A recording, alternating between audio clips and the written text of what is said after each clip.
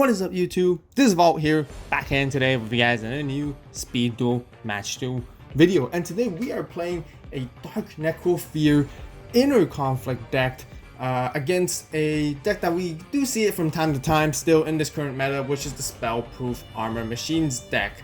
Now, I really wanted to let you guys know that this deck, I try to make it as competitive as possible, and it's a really like a alternative iteration of Warrior Inner Conflict, which is a top tier meta deck within the current format overall. So I really wanted to do Dark Necrofear simply because Dark Necrofear is one of the most iconic, famous boss monsters with the villains Yami Bakura right here, and it just makes sense. Ever since the release of Twisted Nightmare starter deck, we haven't even done one yet, and Dark Necrofear is really just a decent card, but I think the current meta, it's just not really for it yet. But anyways, let's go right into this match rule and see how you can play this deck, and hope you guys enjoy. And as always, you guys be sure to stay tuned for the deck profile. It will be coming out a few days shortly, so be sure to turn on that notification bell so you guys don't miss out. But let's just go right into it right here. Inner Conflict, very standard procedure. You know, we play the typical Gap, the Divine Soldier along with this, and it's just Bakura. Full package, as you guys can see. Anyways, we do play a Dark Mimic right here. We're gonna start off first. We lost the Stone Paper Scissors, so we're gonna set. Really great for drawing cards, and really good to stack our graveyard for Dark Necrofear and getting deeper into our deck overall. So we're just gonna pass the turn and see what they do. They play their Spell-Proof Armor. Most of you guys know what it does already. It allows you to bring out normal machine type monsters. I gotta say, this skill is great, but the machine monsters aren't as great as it really used to be. But overall, having the immunity against spells is just still really good, because such spells like Offerings to the Doomed, maybe Tribute to the Doomed, are not going to be effective against these decks overall, and even Parasite also. But anyways, they attack into our Dark Mimic. We draw one card, which is great. There's quite a lot of draw power in this deck overall. So we draw into our Offerings, and like I mentioned, it's not going to be useful against this deck whatsoever. But anyways, we're just going to go ahead and straight away and play our Allure. We're going to banish one of our new Dorias, and we're going to play another Allure of Darkness right here, and then we're going to banish our Sphere Karibo right here, and then we're going to set our Dark Mimic so that we can draw another card later on. We set our Offerings. We don't think it's going to be useful at any point of this duel anymore, because this card is just not good against this deck whatsoever. But anyways, they're going to swing into our Dark Mimic. Once again, we're just going to draw another card and keep going. You guys can see we already stacked up 2 monsters. I know 2 got banished, and already we have Dark Necrofear, which is really good. We're going to do our new Doria, of course, set it down face down, and basically bait them into attacking into it, which is going to help us out. Really great. They bring out the Giant Mech, allowing us to pop their Launcher Spider right here, and then we're going to Dust Tornado during the end phase as well, and we hit a Champion's Vigilance. So now in our turn, we can easily bring out Dark Necrofear and simply just banish all 3, and there we go right here. Now, just so you guys know, it's got a very juicy effect, long effect as well. It cannot be normal summon or set, must be special summon from your hand by banishing 3 Fiend monsters from your graveyard.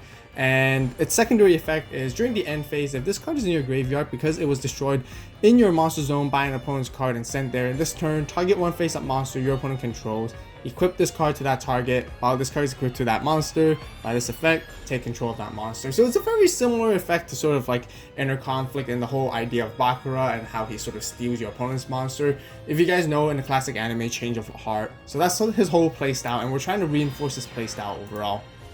Right here, we're going to bring out Gilgarth. We see an empty field. We're just going to go ham straight all in. I don't anticipate they're having Sphere Karibo. They probably won't be running this in this deck anyways, because then Spell-Proof Armor is not going to help them. So we just grab their Giant Mech Soldier. Usual combo, we'll tribute it away, and then we can sort of like, you know, bring out a different monster. But, you know, it's a clear field. Perfect OTK right here. You guys can see Gilgarth for 18. And Dark Necrofear for 22, ending the game with an OTK Dark Necrofear. Now, we didn't really get a chance to use Dark Necrofear, but it's still a really annoying effect to deal with for an opponent overall, and it's just really good. But I would say the downside and its weakness is definitely Inner Conflict as well. Opponents can use Inner Conflict, steal your Dark Necrofear, and it doesn't get its effect anymore, because it does have to be destroyed by a card effect, and tributing doesn't count. Anyways, for the side deck, if you guys want to see the side deck, be sure to stay tuned for the full deck profile. I will go through the side deck there as well, so be sure to click that notification bell and don't miss out. Subscribe to the AVAULT channel if you guys are enjoying the content here so far overall. So just so you guys know, you guys saw Tribute to the Doom, we saw Offerings to the Doom in the deck. We do run those in the main deck, they're really, really good. I like Tribute to the Doom as well, which I will explain further in my deck profile video. But anyways, we sided those out because they're spells and not going to work against this deck whatsoever, and we just have to side whatever we have left in. That is going to give us a bit more, tiny bit more value over than those cards overall, and I will go through them as we see. Forceful Checkpoint is actually one of them, and it's just better to have that card rather than Offerings to the Doom, which you can't even use overall.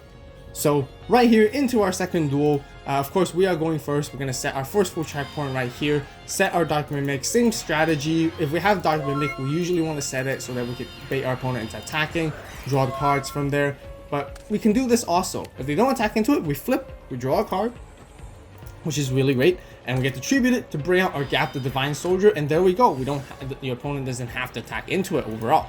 And Gap immediately flips their face down monster, and it turns out to be Decoy. They don't get their flip effects, which is really, really good. I really like that part of this this effect part of the card. And we're just gonna swing straight into Decoy and see what happens. And they do play a Dust Tornado, popping the Forceful Checkpoint, which is definitely good against this deck compared to Offerings to the Doom or Tribute to the Doom overall. Anyway, so we can pass our turn sitting with 2 Spirit Cerebrals. We're fully well protected. They can't attack into us. They play their Pendulum Machine and end their turn. We're going to Dust Tornado them as well. And once again, we're going to play a Lure. We also sided in Jar of Avarice simply because it's a better card than our Offerings or Tribute to the Doom. That's another one. And we're going to banish our Spirit Cerebral, set another Dark Mimic. But we can't, I remember, simply because it was a misplay right here. We're supposed to reveal the Dark Mimic. We didn't want to set it because Gap the Divine Soldier doesn't let us set it. Overall, it becomes an attack position, and there's no flip effects either. So we're actually meant to click on reveal, but we actually click on set by accident. But anyways, just so you guys know, to clarify what happened there. So we reviewed our Dark Mimic, increasing our Gap the Divine Soldier's attack, and we swing into here for some extra damage overall. We're going to keep our Sphere in our hand, not showing it to them, just so they don't know. Keep it a little bit of a surprise and see how they play out. You guys can see how Spellwolf Armor is great, but the monsters it brings out is just not that good anymore in this current meta, I have to say. Especially against a deck like this. We're just going to keep overpowering them with Gap, Dark Necrofear. We have higher attack than them overall. We're not afraid. The only monster that can really sort of like get more power up is Launcher Spider, which you still have to tribute 1 to bring it out overall. But anyways, we got Dark Necrofear. We don't have enough to basically use to summon it, so we're just going to swing in with Gap. And they do play Order to Charge, so that's a very good response. They can still play around us to out-resource us a little bit here, but we do have Jar to basically help us replenish even more resources. So they attack into us. We're going to Sphere that. That guarantees our 3 Fiend monsters in our graveyard, allowing us to do Dark Necrofear and bring it out easily during this turn. Now we draw into Golden Ladybug. Once again, it's another side deck card that we sided in for Offerings. So we're going to review it, and we're just going to add that 500 life points. Anyways, banish the 3 Fiend monsters in our graveyard to bring out Dark Necrofear. Keep in mind, guys, all the monsters I play here, I try to play all of them as Fiends, simply because it helps us bring out Dark Necrofear, and we don't want to miss out on any opportunities on those overall. But anyways, we're going to grab into their Pendulum Machine right here, and we're going to do a big gamble play right here. They only have 1 card left on their hand. Once again, we don't anticipate it being a Sphere Cerebral, and we can simply go for game right here because we're going to go for direct attack for Sphere Cerebral, and we're going to swing in big with Dark Necrofear, ending the duel right here with 2-0 against the opponent. So yeah, hope you guys enjoyed the speed duel match. If you guys did, be sure to hit that like button. Comment down below what you guys think. I kind of really wanted to show more Dark Necrofear in action, but we didn't really get a chance to in the duels overall. So maybe potentially down the road we'll feature more speed duel matches with this deck. If you guys want to see more, be sure to comment down below. Dark Necrofear is just really, really good. First of all, the special summoning part. It's just great. Secondly, you know, being able to grab your opponent's monster, which we unfortunately didn't get to see, is still a really, really great effect, unless there are definitely ways to play around it overall. But once again, that basically rounds up the speed duel match. We won 2-0 against this.